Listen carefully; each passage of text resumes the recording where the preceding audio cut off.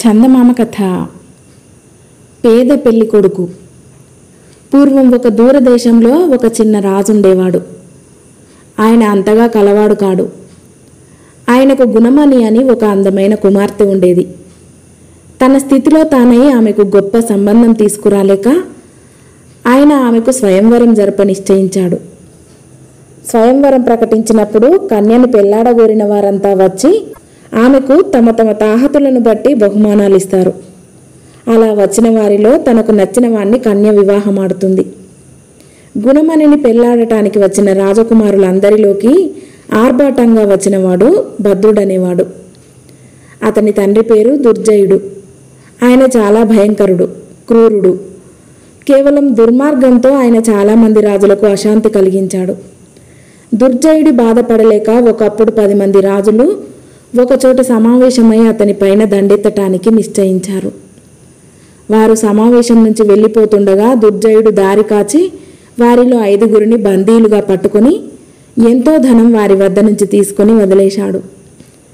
గుణమణి స్వయంవరానికి భద్రుడు వచ్చి రాజద్వారం చేరిన సమయాన్ని వీరుడనే మరొకడు కూడా చేరాడు. ఇతను ఒక ముసలి గుర్రాన్ని ఎక్కి సొట్టలు పడి మాట్లు వేసిన కవచం ధరించి అతి పేదగా ఉన్నాడు. దుర్జయుడికి చిక్కి తమకు గల ధనమంతా ధారపోసి ప్రాణాలతో బయటపడిన 5గురు రాజులలో వీరుడి తండ్రి కూడా ఒకడు. అందుచేతనే వీరుడింత పేదగా ఉండటం జరిగింది. భద్రుడు వీరుడి కేసి అతని ముసలి గుర్రం కేసి నిరసనగా చూసి అతన్ని తోసుకుంటూ తన గుర్రాన్ని రాజద్వారం గుండా ముందుకు అదిలించాడు. వీరుడు అతన్ని ముందు వెళ్ళనిచ్చి, రాజులు వచ్చేటప్పుడు నౌకర్లే ముందు నడుస్తారు అన్నాడు. భద్రుడికి మండిపోయింది. అవకాశం చూసి తన ప్రతాపం చూపుదామనుకున్నాడు. స్వయంవరంలో మొదటిది రాజకుమారుల బలపరాక్రమ ప్రదర్శనం. ఒక మైదానంలో ఈ ప్రదర్శనం ఏర్పాటు చేయబడింది. ప్రదర్శనాన్ని చూడటానికి రాజకుటుంబం వారితో పాటు గుణమణి కూడా వచ్చింది. రాజకుమారులందరిలోకి భద్రుడు చుక్కల్లే చంద్రుడల్లే ప్రకాశిస్తున్నాడు. అన్ని రకాల పోటీలలోనూ అతనిదే పైచేయిగా ఉంది. కానీ వీరుడు తక్కువ తిన్నవాడు కాదు. ద్వంద్వ యుద్ధాలలో భద్రుడు ఓడించిన వారికన్నా ఎక్కువ మందినే వీరుడు ఓడించాడు. అయితే భద్రుడికి వీరుడికి ద్వంద్వ యుద్ధం జరిగినప్పుడు మాత్రం వీరుడు ఓడిపోయాడు. ఇందులో ఆశ్చర్యం లేదు. భద్రుడి వెంట చాలా గుర్రాలున్నాయి. ఒక్కొక్కరితోనూ యుద్ధం చేయటానికి అతడు ఒక్కొక్క గుర్రం ఎక్కాడు. వీరుడి గుర్రం అనేక యుద్ధాలు చేసి అలసిపోయి ఉన్నది. అందుచేత వీరుడు భద్రుడి మీద ఓడాడు. సూర్యాస్తమయం కాగానే అతిథులందరూ దర్బారు భవనంలో సమావేశమైనారు. ఒక్కొక్కరే గుణమణి వద్దకు వచ్చి తాము తెచ్చిన కట్నాలు ఆమెకు సమర్పించారు. ఎంతో విలువైన కట్నాలు తెచ్చిన రాజకుమారులు ఎందరో ఉన్నారు. అయినా భద్రుడు తెచ్చిన కట్నాల ముందు ఇవేవీ రాణించలేదు. అందరికన్నా ఆఖరుకు వచ్చినవాడు వీరుడు. అతడు తన కత్తిని తీసి గుణమణి ముందు పెట్టి, నేను పేదవాణ్ణి, నాకున్న అమూల్యమైన వస్తువు ఇదొక్కటే అన్నాడు. దాని గొప్ప మాత్రం ఏముంది? ఇంతకు ముందు ఇది నిన్ను ఓడనివ్వలేదా అని భద్రుడు ఎత్తి పొడిచాడు. మనిద్దరి మధ్య సమయుద్ధం జరిగి ఉంటే ఈ కత్తి మహిమ చవిచూసి ఉండేవాడివే అన్నాడు వీరుడు. మర్నాటి కార్యక్రమం అరణ్యంలో వేటాడడం. అతిథులందరూ తమ తమ గుర్రాలెక్కి వేటకు బయలుదేరారు. వీరుడు కూడా అడవికి వెళ్ళాడు. కానీ అతను వేటాడి తన గుర్రాన్ని శ్రమ పెట్టదలచలేదు. అందరికన్నా చొరవగా వెళ్ళిన భద్రుడు మొదలైన వారి వెంట గుణమణి కూడా గుర్రమెక్కి వెళ్ళింది. కానీ కొంత దూరం పోయాక ఆమెకు వేట మీద ఉత్సాహం తగ్గిపోయి వెనక్కు తిరిగి రాసాగింది. వీరుడు ఆమెకు ఆ సమయంలో ఎదురుపడ్డాడు. మీకు వేట మీద ఆసక్తి లేదా అని గుణమణి వీరుణ్ణి అడిగింది. ఉన్నది, కానీ నా గుర్రం ముసలిదైపోయింది. ఎంతో కాలంగా మా వంశానికి సేవ చేసింది. దాన్ని శ్రమ పెట్టడం ఇష్టం లేదు అన్నాడు వీరుడు. మంచి గుర్రం లేని కారణం చేత మీరు అన్నింటా వెనుకపడుతున్నట్టున్నారు. నా గుర్రం తీసుకొని మీ గుర్రం నాకు ఇచ్చేయండి అన్నది గుణమణి. ఈ గుర్రం నాకు ప్రియమైనది. ఇది ఎంతో కాలంగా మాకు సేవ చేసింది. దీనిని ఎవ్వరికీ ఇవ్వను అన్నాడు వీరుడు. నిన్న మీరు నాకు కత్తి ఇస్తూ అదే మీకు అమూల్యమైనదన్నారు. ఆ మాట అబద్ధమేనన్నమాట అంటూ గుణమణి తన గుర్రాన్ని అదిలించి వెనక్కు తిరిగి చూడకుండా వెళ్ళిపోయింది. అక్కడితో స్వయంవరం కార్యక్రమం ముగిసింది. గుణమణి తన నిర్ణయాన్ని మరొక నెలకు ప్రకటిస్తుంది. అతిథులు బయలుదేరి వెళ్ళిపోసాగారు. వీరుడికి తప్ప మిగతా అందరికీ గుణమణి వీడ్కోలు చెప్పింది.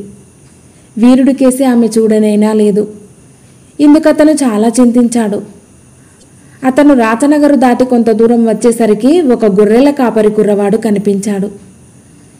వీరుడు ఆ కుర్రవాణ్ణి పిలిచి, "నువ్విప్పుడు చూసే విషయం మీ రాజకుమార్తెకు తెలియజేయి" అంటూ గుర్రం దిగి తన కత్తి తీసి దానితో గుర్రాన్ని చంపి, "గుణమణి కోసం నిన్ను బలి చేశాను" అని చచ్చిన గుర్రంతో అని తన దారిన తాను వెళ్ళిపోయాడు. ఇది జరిగిన వారం రోజులకు వీరుడి ఇంటి బయట ఒక మేలుజాతి గుర్రం కట్టివేసి ఉంది. దాని మెడలో ఒక బిళ్ళపైన "ప్రత్యక్షమైన తేడాలు సరిచేయవచ్చు" అని రాసి ఉంది. ఆ గుర్రం గుణమణి పంపిందేనని ఊహించి వీరుడు సంతోషించాడు. నెల గడిచిపోయింది. గుణమణి స్వయంవరంలో పాల్గొన్న రాజకుమారులంతా ఆమె నిర్ణయం తెలుసుకోవటానికి మరొక మారు వచ్చారు.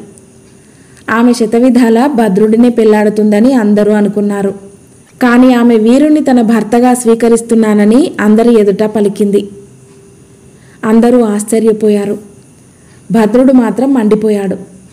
"ఈ వీరుడి ప్రజ్ఞ నేనింతవరకు చూడలేదు. వివాహం జరగకముందు నేను అతను ద్వంద్వయుద్ధంలో తేల్చదలుచుకున్నాను" అన్నాడు భద్రుడు. "ఈ పూట వేటకు పోదాం. వేట నుంచి తిరిగి వచ్చాక మీలో ఎవరితోనైనా సరే యుద్ధానికి సిద్ధమే" అన్నాడు వీరుడు. అతిథులందరూ అరణ్యానికి వెళ్ళి పగలల్లా వేటాడారు. సాయంకాలానికల్లా అందరూ తాము అడవిలో కొట్టిన జంతువులతో సహా తిరిగి వచ్చారు. భద్రుడు వీరుడు మాత్రం తిరిగి రాలేదు. వాళ్ళిద్దరూ అరణ్యంలో ఏమి అఘాయిత్యానికి దిగారోనని గుణమణి భయపడింది. కానీ భద్రుడు బోలెడన్ని జంతువులను చంపి చీకటి పడే సమయానికి వాటితో సహా తిరిగి వచ్చాడు. వీరుడి జాడలేదు. అతని కోసం చాలాసేపు వేచి ఉండి మిగిలిన వారు భోజనాలకు లేచారు. ఆ సమయానికి వీరుడు తిరిగి వచ్చాడు. అతని వాలకం చూస్తే ఒక్క మృగాన్ని కూడా కొట్టినట్టు కనపడలేదు. "ఇంత ఆలస్యం చేస్తే ఎంత గొప్ప వేట చేసి ఉంటావో అనుకుంటున్నాం. ఏవి నీవు కొట్టిన జంతువులు?" అన్నాడు భద్రుడు. "నేను ఎక్కువ జంతువులను వేటాడలేదు. అయినా వేట దొరకకపోవటం కేవలం దైవాధీనం. ఇది అందరూ ఎరిగిన విషయమే" అన్నాడు వీరుడు. "నువ్వు కొట్టినదేదో బయట పెట్టరాదా? ఎందుకిన్ని కబుర్లు?" అన్నాడు భద్రుడు. "ఇదిగో" అంటూ వీరుడు తన పైబట్ట చాటు నుండి ఒక మనిషి తల తీసి భద్రుడి కాళ్ళ ముందు పడేశాడు. అది భద్రుడి తండ్రి అయిన దుర్జయుడి తల. కొంతసేపు ఎవరి నోటా మాట లేదు. అందరూ దిగ్భ్రాంతులైపోయారు. కానీ తర్వాత వారి మనస్సులు ఆనందంతో నిండిపోయాయి. ఈ దుర్జయుడు ఎందరినో హీన స్థితికి తెచ్చాడు. అందరికీ పక్కలో బల్లెంలాగా ఉన్నాడు. అటువంటి దుర్మార్గుణ్ణి ఇంతకాలానికి ఈ వీరుడు తుదముట్టించాడు. అందుచేత అతనిపై అందరికీ గొప్ప గౌరవం ఏర్పడింది. భద్రుడికి మటుకు చేతులు కాళ్ళు చల్లబడ్డాయి. తన తండ్రి బలం అండా చూసుకునే అతను దర్పంగా తిరిగాడు. అటువంటి శూరుణ్ణి చంపిన వీరుడంటే భద్రుడికి చెప్పరాని భయం కలిగింది. అందుచేత అతను వీరుణ్ణి ద్వంద్వయుద్ధానికి పిలువనే లేదు. కనీసం తన తండ్రిని చంపినందుకు పగ తీర్చుకుందామని అయినా ప్రయత్నించలేదు. అందుచేత భద్రుడిపై అందరికీ గౌరవం పోయింది. తర్వాత గుణమణికి వీరుడికి వివాహమైంది. గుణమణి స్వయంవరానికి వచ్చిన రాజులందరూ పెళ్లికి ఉండిపోయారు. తర్వాత భద్రుడు తన తండ్రి కోటను విడిచి కొద్దిపాటి బలగంతో ఎటో పారిపోయాడు. ఆ కోట వీరుడి వశమైంది. అతను చుట్టుప్రక్కల రాజులతో స్నేహబంధాలు ఏర్పరచుకొని తన భార్యతో సుఖంగా రాజ్యం చేశాడు. కథ సమాప్తం.